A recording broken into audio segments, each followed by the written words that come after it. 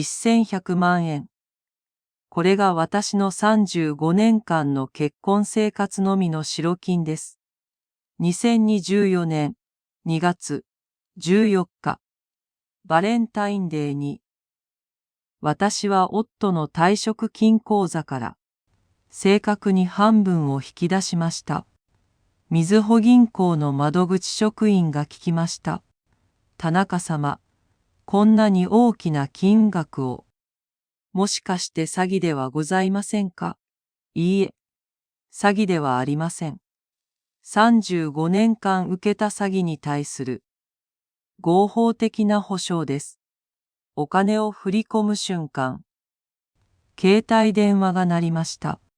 夫からの電話でした。気が狂ったのか。今すぐ返せ。お前が金を稼いだことあるか。寄生虫のように生きてきたくせに。私は落ち着いて答えました。寄生虫ではなく、家政婦でした。そして今日をもって退職します。電話を切って、通帳を見ながら笑いました。35年ぶりに初めて、自分の意思で笑ったんです。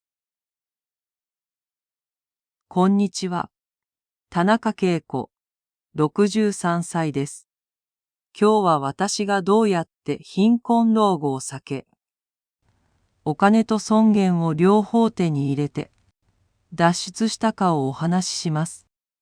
夫、田中博、65歳。東京の大手企業で35年勤務した模範サラリーマンです。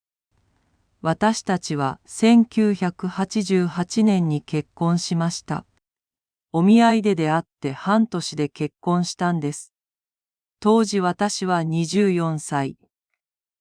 短大を出て百貨店で働いていました。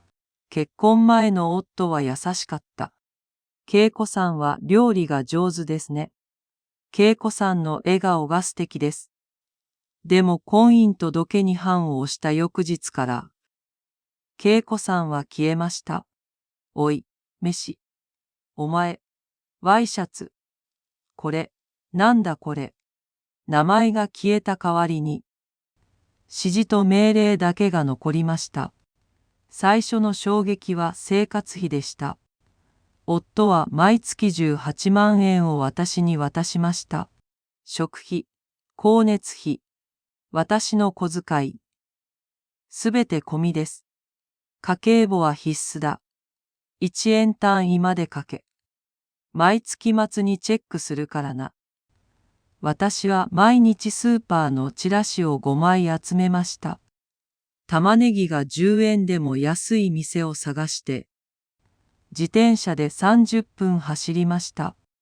子供のおむつを買うお金が足りなくて、自分の下着は5年間買えませんでした。それなのに夫は、ゴルフ会員券に200万円を使いました。私が恐る恐る聞きました。生活費を少しだけ上げていただけませんか？俺の金でゴルフして何が悪い？お前は家にいるだけだろ。金がどうやって稼がれるか分かってんのか？俺の金という言葉が35年間、私を押しつぶしました。二つ目の衝撃は言葉遣いでした。2015年、娘の結婚式の前日でした。私はすき焼き屋で、家族食事をしようと提案しました。夫は最初は良いと言いました。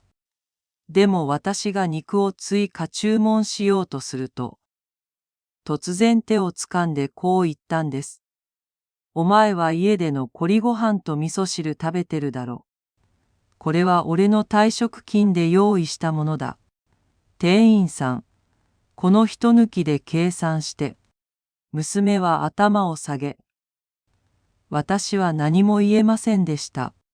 店員が困った表情で肉を持って行ったとき、私は35年の結婚生活が取引だったと悟りました。三つ目の衝撃は比較でした。夫は友人の綱を見て言いました。佐藤さんの奥さんは、60なのに肌がきれいだな。ヨガにも通ってるし。お前はなんで老けるだけなんだ。隣の奥さんは料理が本当に上手だったな。この味噌汁はなんで味がないんだ。会社の後輩の妻は、まだ夫の弁当を作ってるって。お前はなんで怠け者なんだ。私は35年間、朝5時半に起きて夫の弁当を作りました。卵焼き、酒の塩焼き、ほうれん草のおひたし。たった一日も欠かしませんでした。それなのに夫は、私が作った料理を、怠けて作った料理と呼んだんです。2023年秋、夫が退職しました。退職金は2200万円。私は期待しました。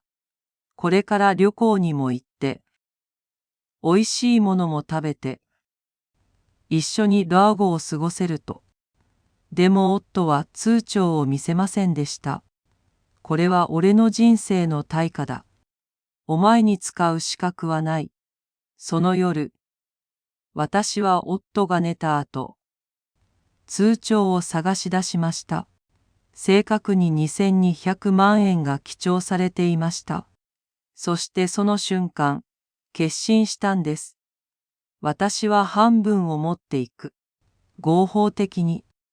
2024年2月14日、私は1100万円を持って、1K アパートに引っ越しました。千葉県市川市。家賃55000円。10坪の部屋1つ。キッチン1つ。トイレ1つ。35坪のマンションから引っ越してきた。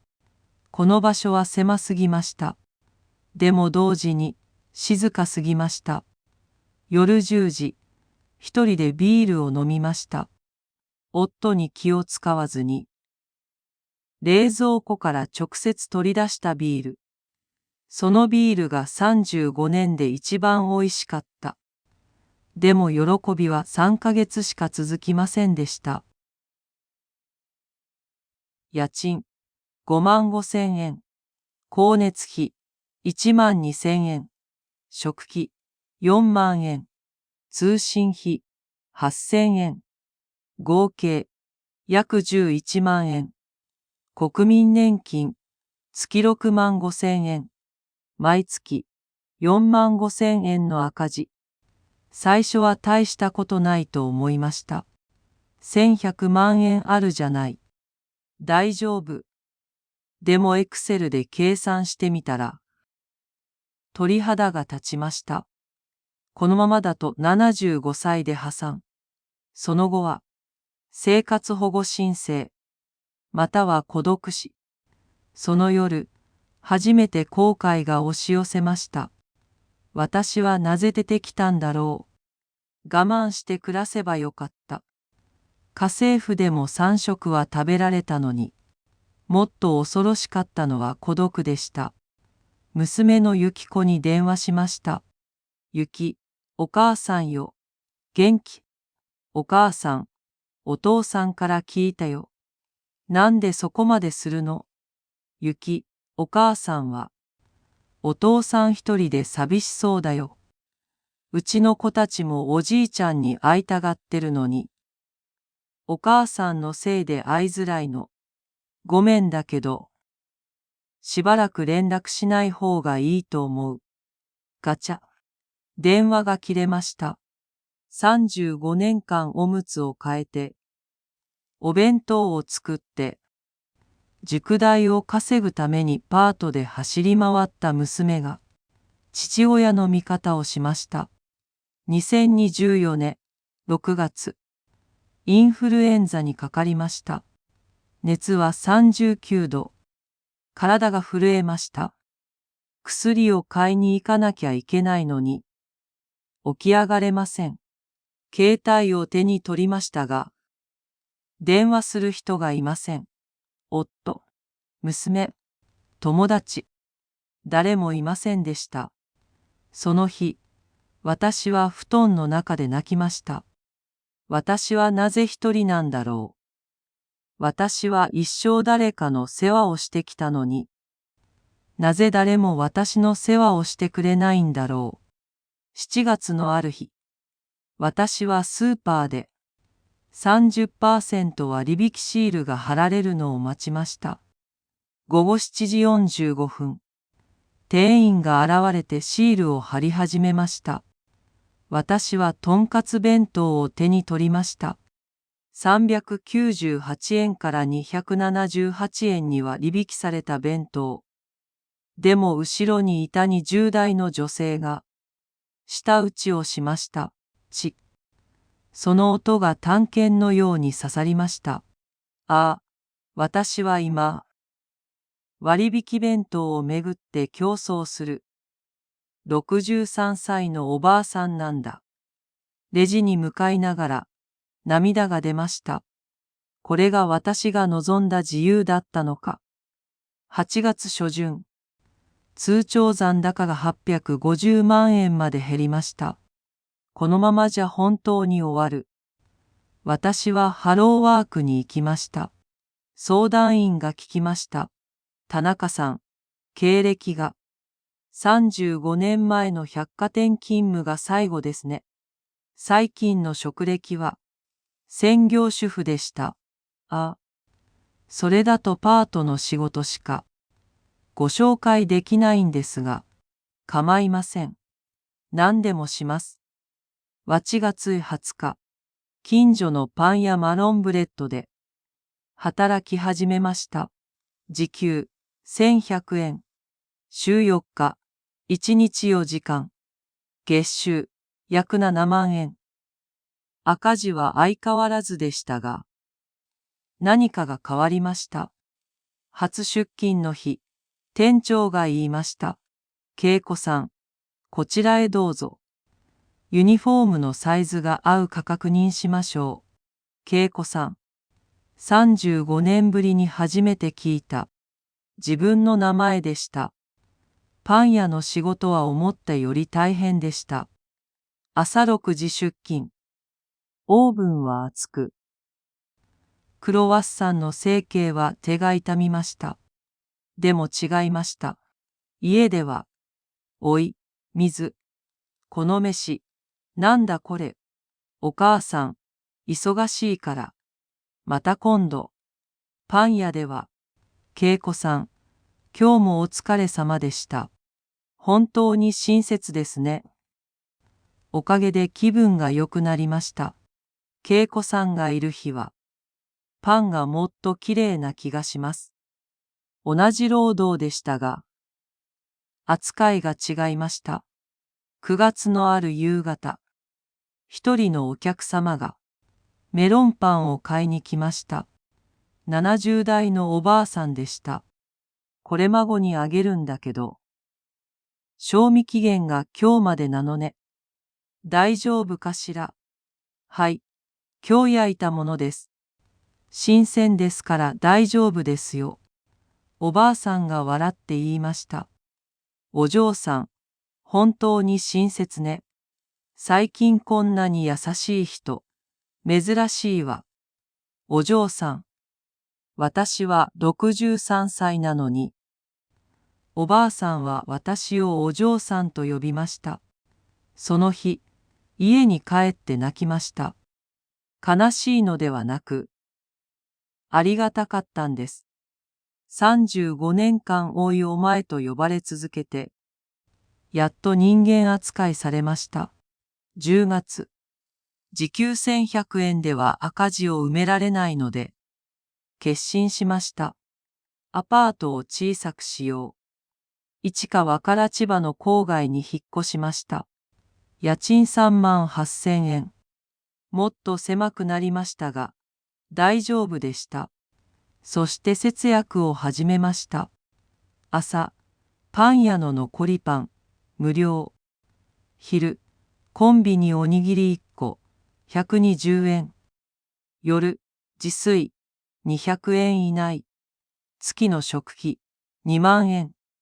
こうして赤字を2万円まで減らしました。11月のある夜、私は一人で夕食を食べていました。スーパーで買ったとんかつ惣菜、ご飯、味噌汁、テレビはつけませんでした。ただ静けさの中でご飯を食べました。夫がいないから、この味噌汁なんで薄いんだ、と言われなくて済みました。おかわり、と命令されなくて済みました。夫が食べ終わるまで立って待たなくて済みました。私は初めて、自分が作った料理を、ゆっくり味わいながら食べました。そして悟りました。これは幸せではないけれど、尊厳は確かだ。2024年12月24日、クリスマスイブでした。パン屋はお客様でいっぱいでした。ケーキの予約客が列を作りました。私はケーキの箱を包装しながら思いました。去年の今頃、私は夫の退職金を引き出していたな。その時、携帯が鳴りました。夫でした。10ヶ月ぶりの電話。エコ。はい。家に戻る気はないか。ありません。